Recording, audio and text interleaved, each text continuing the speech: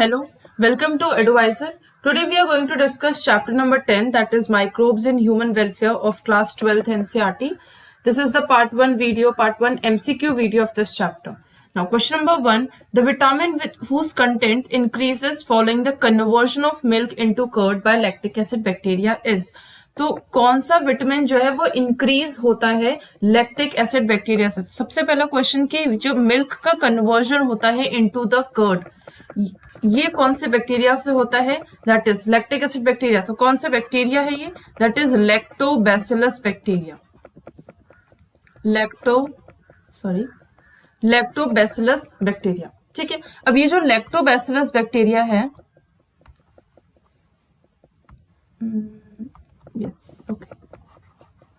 Lactobacillus bacteria.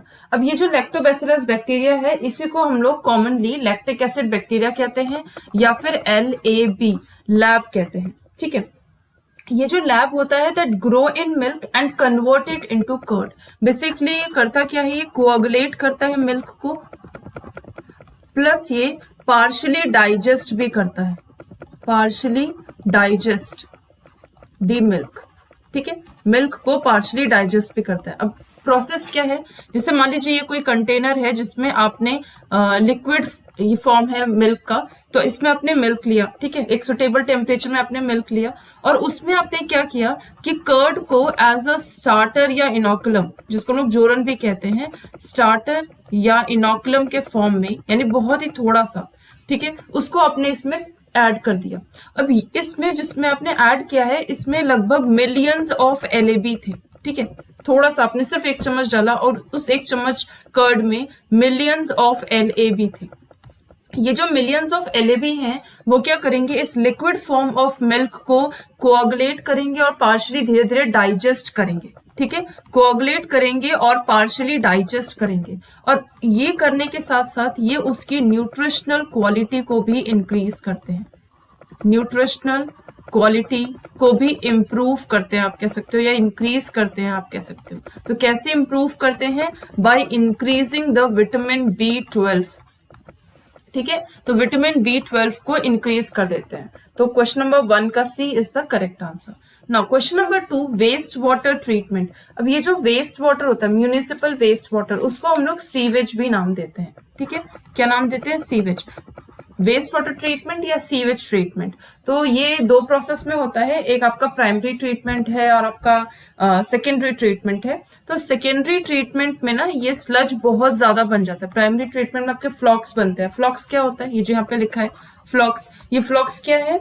Mass of bacteria जो कि fungal के फिलामेंट से एसोसिएट है, यानी कि बैक्टीरिया प्लस फंगल का फिलामेंट्स हैं जो कि एक नेटवर्क लाइक स्ट्रक्चर में बने हुए, दैट इज फ्लॉक्स.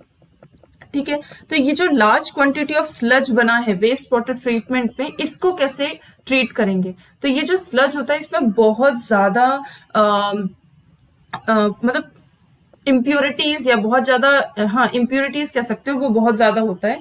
तो यहाँ पे इसको हम क्या करते हैं? इस स्लज में हम एनएरोबिक डाइजेस्टर्स डाल देते हैं, एनएरोबिक डाइजेस्टर्स. और ये जो एनएरोबिक डाइजेस्टर्स होते हैं, आपको पता है एनएरोबिक क्या होता है? एनएरोबिक, एरोबिक का मतलब ऑक्सीजन इसमें नहीं होता. ठीक है, तो ऑक्सीजन के एब्सेंस में कुछ ऐसे बैक्टीरियाज होते हैं जो कि ऑक्सीजन के एब्सेंस में इस वेस्ट को ट्रीट करते हैं. ठीक है, यानी कि उस पानी में जितने भी बैक्टीरियाज होंगे या फिर जितने भी फंगस होंगे, इन सबको वहां उसको किल करेंगे, इन सबको वहां पे जो है उसको मारेंगे. ठीक है, और उसके साथ साथ क्या करेंगे? बहुत सारे गैसेस भी रिलीज करेंगे, बहुत सारे गैसेस, जब ये सब होगा, क्योंकि एनारोबिक बैक्टीरिया है ना, एनारोबिक बैक्टीरिया जो है बहुत सारे गैसेस रिलीज करेगा, जैसे कि मीथेन, हाइड्रोजन सल्फाइड और उसके साथ साथ कार्बन डाइऑक्साइड. ये 3 गैस है जो रिलीज करेगा, और ये 3 गैसेस से क्या बनता है? Biogases, biogas. ठीक है, बायोगैस. और ये जो बायोगैस है, इसको आप as a source of energy भी यूज कर सकते हो. सोर्स ऑफ एनर्जी, इनफ्लेमेबल होता है ये. ठीक है, तो यहाँ पे आपने क्या यूज किया, एनाएरोबिक डाइजेस्टर्स। वेस्ट वाटर ट्रीटमेंट में स्लज की क्वांटिटी जब बहुत ज्यादा हो जाती है तो उसको आप ट्रीट करते हो एनाएरोबिक डाइजेस्टर्स से। प्राइमरी ट्रीटमेंट में हम एरोबिक डाइजेस्टर यानी कि एरोबिक बैक्टीरियाज को डालते हैं, लेकिन सेकेंडरी ट्रीटमेंट जब होता है आपको और जब बहुत ज्यादा स्लज बन गया होता है तो उस टाइम पे हमें यूज करना होता है anaerobic digesters. Okay, now question number 3। अभी जब मैंने पीछे बताया था आपको मिथेनोजेनिक बैक्टीरिया, ऐसे बायोगैस यानी ऐसे गैसेस रिलीज होते हैं जिसमें कौन कौन से गैसेस हैं, एक तो आपके मीथेन है, कार्बन डाइऑक्साइड और हाइड्रोजन सल्फाइड है। ठीक है, तो मीथेन रिलीजिंग जो भी ऐसे बैक्टीरियाज है जो मीथेन को रिलीज करते हैं उनको हम कहते हैं मिथेनोजेनिक बैक्टीरिया। अब देखिए, कैटल में ऐसे बैक्टीरियाज पाए जाते हैं, कैटल के र्यूमेन में, rumen is a part of a stomach, इसमें जो है मिथेनोजेनिक बैक्टीरिया पाए जाते हैं। गोबर गैस प्लांट, यही जो बायोगैस है, बायोगैस, इसी को आप गोबर गैस प्लांट जब लार्ज स्केल में करते हो तो आप गोबर गैस प्लांट कहते हो। ठीक है, तो यहाँ पे डेफिनेटली आपके यहाँ पे दिख रहा है मीथेन पाया जाता है। उसके बाद जो पैडी फील्ड्स होते हैं, जो राइस फील्ड होते हैं, उसमें पानी भरा हुआ जो राइस फील्ड होता है उसके नीचे की तरफ जो है बहुत सारा मीथेन रिलीज होता है, कार्बन डाइऑक्साइड भी रिलीज होता है, तो यहाँ पे भी मीथेन रिलीज हो रहा है। लेकिन एक्टिवेटेड स्लज में, जो एक्टिवेटेड स्लज होता है उसमें क्या होता है कि यानी कि इसमें क्या होते हैं, एरोबिक बैक्टीरियाज रिलीज होते हैं। ठीक है, एरोबिक बैक्टीरियाज, और एरोबिक बैक्टीरियाज जो होते हैं वो ऑक्सीजन वाले होते हैं, यानी कि इसमें मीथेन रिलीज नहीं हो रहा है। तो क्वेश्चन नंबर 3 का D is the correct answer. Okay, now question number 4, match the following list of bacteria and their commercially important bio products. अब देखिए, बहुत सारे ऐसे बैक्टीरियम्स होते हैं या बहुत सारे ऐसे माइक्रो ऑर्गेनिजम्स, माइक्रोब्स होते हैं जो कि कमर्शियली बहुत सारे केमिकल या बहुत सारे केमिकल्स को रिलीज करते हैं एज अ बाई प्रोडक्ट। इसको आप कह सकते हो, यहाँ पे लिख सकते हो एज अ बाई प्रोडक्ट। ठीक है, जैसे फंगस एस्परजिलस नाइगर है, ये जो एस्परजिलस नाइगर है वो क्या रिलीज कर रहा है, वो citric acid as a by product बनाता है। ठीक है, एसिटोबैक्टर एसिटाई, यहाँ पे जो इसका स्पीशीज है वो ये उसको बता रहे कि वो क्या रिलीज कर रहा है by product, acetic acid. Clostridium butylicum, अभी जो क्लोस्ट्रीडियम ब्यूटिलिकम है वो क्या रिलीज करेगा, ब्यूटेरिक एसिड। और लैक्टोबैसिलस आपको पता है लैक्टिक एसिड।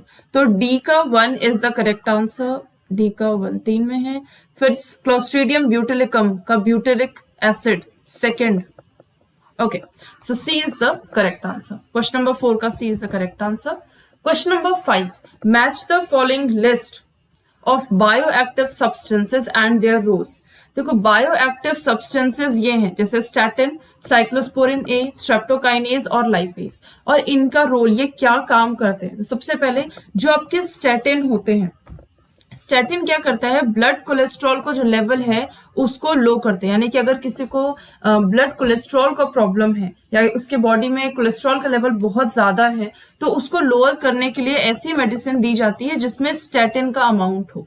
ठीक है, तो statin is used for the lowering of blood cholesterol.